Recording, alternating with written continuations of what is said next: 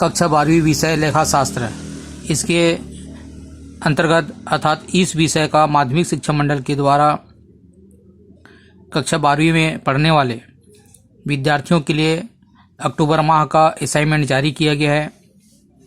इस असाइनमेंट में सबसे पहला जो प्रश्न दिया गया वह सैद्धांतिक प्रश्न है, जो कि साझेदारी प्रवेश इस अध्याय से लिया गया है। प्रश्न इस प्रकार से है, साझेदारी प्रवेश में कोई नया साझेदार का प्रवेश प्राप्त कर सकता है, इस प्रवेश के क्या प्रभाव होते हैं। इस प्रकार से सैद्धांतिक प्रश्न है जिसका उत्तर आपको लिखना है। आप इस प्रकार से उत्तर लिख सकते हैं, साझेदारी फर्म में नए साझेदार के प्रवेश के कारण निम्नलिखित है। किसी नए साझेदार के प्रवेश होने के बहुत से कारण हो सकते हैं। चूंकि यह प्रश्न 4 अंक है, अतः आपको कम से कम 4 पॉइंट यहाँ पर लिख करके उसकी व्याख्या करना है। जैसे पहला, पूंजी की प्राप्ति, विशिष्ट योग्यता, प्रतिस्पर्धा समाप्त करना, निवृत्ति या मृत्यु की दर समय। इस प्रकार से आप पॉइंट देंगे और जो पॉइंट आप दे रहे हैं, जो बिंदु यहाँ पर आप लिख रहे हैं, उसके संबंध में आपको 4-5 लाइन आपको लिखना है, इसका विस्तार करना है, इनकी व्याख्या करना है। इसके लिए आपके पास जो भी प्रकाशन का बुक होगा उसमें आप देख सकते हैं, उसका उपयोग कर सकते हैं और किस प्रकार से दिए गए बिंदुओं का विस्तार करना है, व्याख्या करना है, इसकी आप जानकारी आपको अपने पुस्तक से ले सकते हैं। साथ ही इस प्रश्न में इस प्रवेश के क्या प्रभाव होते हैं, इस प्रकार से पूछा गया है। इसका उत्तर भी आपको इसी के नीचे इस प्रकार से आप लिख सकते हैं, नए साझेदार के प्रवेश पर प्रभाव, साझेदार के पूंजी खाता पर प्रभाव, लाभ हानि विभाजन अनुपात पर प्रभाव, ख्याति का लेखा, संपत्ति और दायित्व के पुनर्मूल्यांकन पर प्रभाव। इस प्रकार से केवल आपको पॉइंट लिखना है, इसका कोई विस्तार नहीं करना है।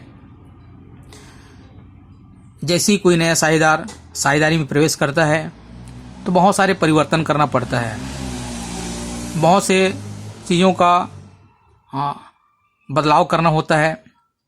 जैसे यहाँ पर पूंजी खाता, पुराने साझेदार को जो पूंजी खाता है या पूंजी खाते में जो राशि है, कहीं ना कहीं इस पर समायोजन करना होता है।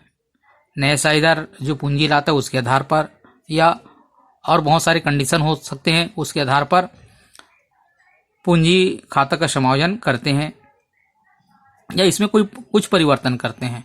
ठीक इसी प्रकार से पुराने साझेदार जिस अनुपात में लाभ हानि को विभाजन करते हैं, जब नए साझेदार प्रवेश करता है तो निश्चित रूप से लाभ हानि विभाजन में बदलाव करना होता है या इसमें प्रभाव पड़ता है। इसी प्रकार ख्याति का है, संपत्ति और दायित्व के पुनर्मूल्यांकन पर प्रभाव। जब नए साझेदार प्रवेश करता है तो संपत्ति और दायित्व का पुनः मूल्य निर्धारित किया जाता है, तो कभी मूल्य कम हो जाता है और कभी मूल्य बढ़ जाता है। इस प्रकार से कहीं न कहीं प्रभाव पड़ता है और इस प्रकार से आप प्रश्न क्रमांक 1 का उत्तर लिख सकते हैं। आपको जारी किए गए असाइनमेंट में प्रश्न क्रमांक 2 है, साझेदारी फर्म के विघटन के विभिन्न तरीकों की व्याख्या कीजिए। तरीका अर्थात विधियां, रीतियां, यह प्रश्न है, सैद्धांतिक प्रश्न है। ऐसे जिसका बहुत से विधियां हैं, बहुत सी रीतियां हैं। चूंकि यह प्रश्न 4 अंक का है, अतः आप इसके लिए कम से कम 4 पॉइंट लिखेंगे और उसकी व्याख्या करेंगे। जैसे पहला पॉइंट यहाँ पर दिया गया, हमने आपके लिए यहाँ पर पहला पॉइंट दे रहे हैं, समझौते द्वारा विघटन। इसकी आपको व्याख्या करना है, आप अपने ढंग से व्याख्या कर सकते हैं। आपके पास जो बुक है उसका इस्तेमाल कर सकते हैं। जैसे जब सभी साझेदार फर्म का व्यवसाय समाप्त करने के लिए सहमत हो जाते हैं, तब साझेदारी व्यवसाय समाप्त कर दिया जाता है। इस प्रकार किए गए समापन को ही साझेदार का समझौते द्वारा समापन कहा जाता है। इस प्रकार से इसकी व्याख्या कर सकते हैं। अनिवार्य समापन, किसी फर्म का अनिवार्य समापन या विघटन की बहुत सारी परिस्थिति हो सकता है। जब सभी साझेदार या कोई एक साझेदार को छोड़ करके शेष साझेदार दिवालिया हो जाए, जब कोई ऐसी घटना हो जाए जिसके फलस्वरूप फर्म के व्यवसाय का संचालन अवैध हो जाए, या संख्या जो निर्धारित किया है उससे अधिक हो जाए। तो ऐसी बहुत सी स्थिति है जिसके कारण व्यवसाय को बंद करना होता है, इसे हम अनिवार्य समापन करते हैं। इस प्रकार से व्याख्या कर सकते हैं। ठीक इसी प्रकार सूचना देकर समापन और न्यायालय द्वारा समापन, इनकी भी आप व्याख्या कर सकते हैं। और इस प्रकार से प्रश्न क्रमांक 2 का उत्तर आप लिखेंगे, पॉइंट लिखेंगे और उसका व्याख्या करेंगे। इसके बाद आपके असाइनमेंट में प्रश्न क्रमांक 3 क्रियात्मक प्रश्न है, जो कि साझेदारी प्रवेश से लिया गया है। प्रश्न में दिए गए जानकारी के आधार पर आपके लिए इस प्रकार से पुनर्मूल्यांकन खाता बनाकर दिखाया जा रहा है, क्योंकि प्रश्न में पुनर्मूल्यांकन खाता बनाने के लिए बोला गया है। साथ ही साझेदारों का पूंजी खाता बनाना है, इस प्रकार से प्रश्न में दिया गया है। तो दिए गए जानकारी के आधार पर यहाँ पर आपको पुनर्मूल्यांकन खाता किस प्रकार से बनाना है यह हम आपको दिखा रहे हैं।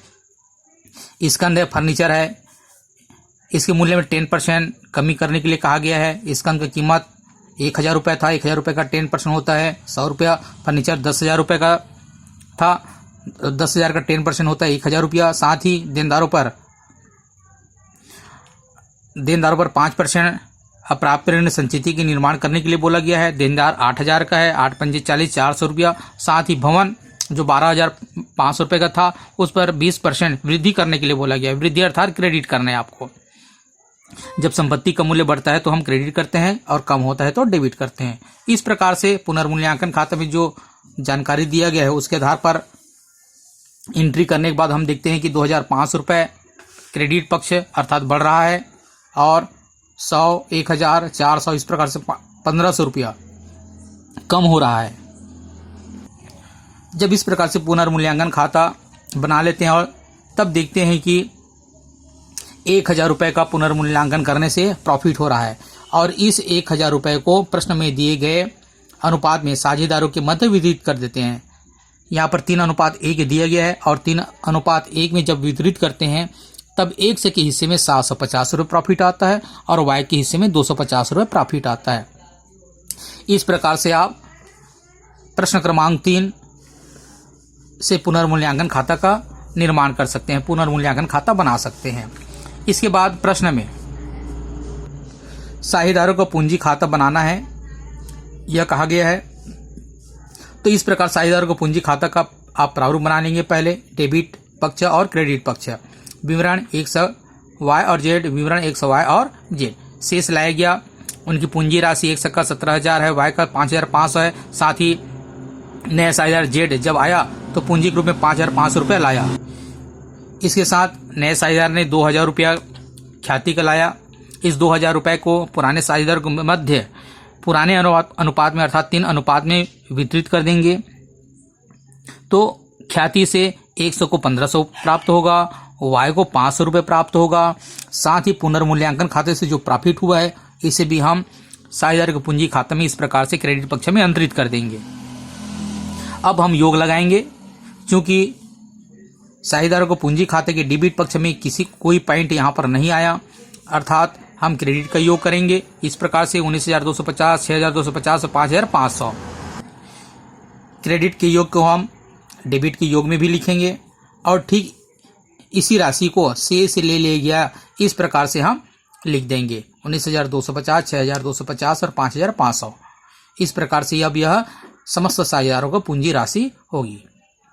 ठीक इस प्रकार से आपके असाइनमेंट के प्रश्न क्रमांक 3 में दिए गए प्रश्न को आप बना सकते हैं।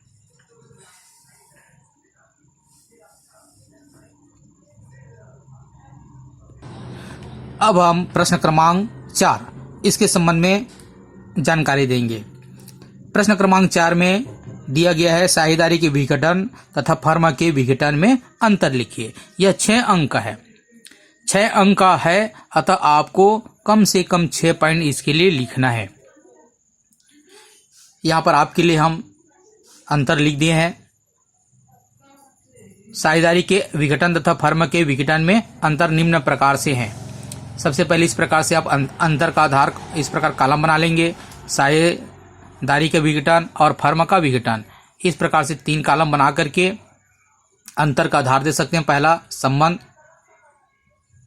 मैंने आपके लिए यहाँ पर एक पॉइंट दे दिया, अंतर्गतधार संबंध। इसमें सभी साझेदार के संबंध टूटते नहीं है। जब साझेदारी का विघटन होता है तो कोई संबंध टूटते नहीं है, और फर्म का विघटन होता है तो आपसी संबंध टूट जाते हैं। इस प्रकार से पहला अंतर दे सकते हैं। समापन, जब साझेदारी का विघटन होता है तो व्यवसाय का बंद होना आवश्यक नहीं है, परंतु फर्म का विघटन होने पर व्यवसाय बंद हो जाता है। ये दूसरा अंतर। तीसरा अंतर, कारण। साझेदारी का विघटन क्यों होता है, इसका कारण क्या है? तो किसी नए साझेदार का प्रवेश या किसी साझेदार की मृत्यु या निवृत्ति होने पर जब कोई साझेदार छोड़ के चला जाता है, रिटायरमेंट हो जाता है, तो इस स्थिति में साझेदारी का विघटन हो जाता है। और फर्म का विघटन आपसी समझौते के द्वारा या अनुबंध के द्वारा या न्यायालय के आदेश के द्वारा, इस प्रकार की स्थिति में फर्म का विघटन हो जाता है। लेखा बंद करना, यहाँ पर अंतर का आधार चौथा पॉइंट आपके लिए है। लेखा बंद करना अनिवार्य नहीं है। साझेदारी का विघटन होता है तो अनिवार्य नहीं है लेखा बंद करना, परंतु फर्म का जब विघटन होता है तो लेखा बंद करना अनिवार्य है। ऐसे आप संक्षिप्त में भी लिख सकते हैं। अंतर का आधार में आप प्रक्रिया दे सकते हैं। प्रक्रिया, साझेदारी का जब विघटन होता है तब पुनर्मूल्यांकन खाता खोलकर लाभ हानि ज्ञात किया जाता है, और जब फर्म का विघटन होता है तब वसूली खाता खोलकर लाभ हानि ज्ञात किया जाता है। इस प्रकार से आप पांचवा अंतर दे सकते हैं। साझेदारी का विघटन होता है तो पुनर्मूल्यांकन खाता बनाते हैं, और फर्म का विघटन होता है तब वसूली खाता बनाते हैं और लाभ हानि ज्ञात करते हैं। अंतिम अंतर इस प्रकार से आप दे सकते हैं। आधार, अंतर का आधार, न्यायालय का हस्तक्षेप। जब साझेदारी का विघटन होता है तब इसमें न्यायालय कोई हस्तक्षेप नहीं करता है, और जब फर्म का विघटन होता है तो इसमें आवश्यकता पड़ने पर न्यायालय हस्तक्षेप कर सकता है। इस प्रकार से आपके असाइनमेंट में दिए गए प्रश्न क्रमांक 4 अर्थात उत्तर क्रमांक 4 इस प्रकार से आप लिख सकते हैं।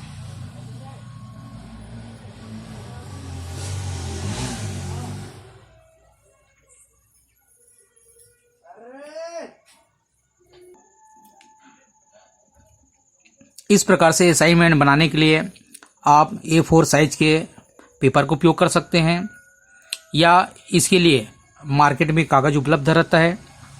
किसी भी स्टेशनरी में दुकान में जाएंगे, किसी भी स्टेशनरी दुकान में यदि आप जाते हैं तो आपको वहाँ मिल जाएगा, या फिर आप अपनी कॉपी से पन्ने निकालकर भी उपयोग कर सकते हैं। साथ ही आपको ध्यान रखना है, यह असाइनमेंट 20 अंक का है और आपको 20 अंक प्राप्त करना है। तो आप किस प्रकार से अच्छे से समय के अंतर्गत जो भी प्रश्न दिए गए हैं उसको हल करके आपको जहाँ या जिस विद्यालय में पढ़ते हैं या जो भी संबंधित आपको जानकारी दिया गया है कहाँ जमा करना है, आप समय के अंतर्गत कर सकते हैं।